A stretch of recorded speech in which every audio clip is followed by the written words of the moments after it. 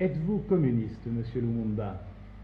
Je dois toujours rire quand on me pose cette question. Je ne suis pas du tout communiste. Vous savez qu'on m'a souvent présenté comme communiste, anti-blanc, anti-belge, l'homme qui veut détruire.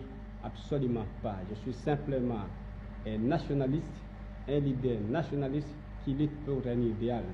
Je pense qu'à travers l'histoire de l'humanité, vous avez connu en Europe occidentale, même lors de la Révolution française, des nationalistes qui se sont mis à la tête du mouvement de libération, simplement pour que le pays accède à la liberté et à l'indépendance. Je ne suis pas du tout communiste et je ne le deviendrai jamais.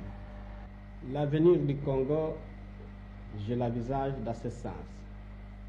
C'est de maintenir l'unité politique et économique du pays qui seul fera la grandeur de notre pays.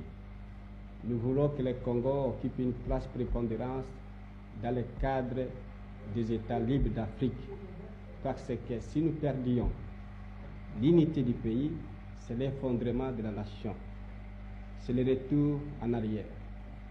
Si nous avons de grandes puissances aujourd'hui, la France, la Grande-Bretagne, les États-Unis, l'Union soviétique, c'est parce que ces pays sont des grands pays. Et c'est ça que nous voulons garder au Congo.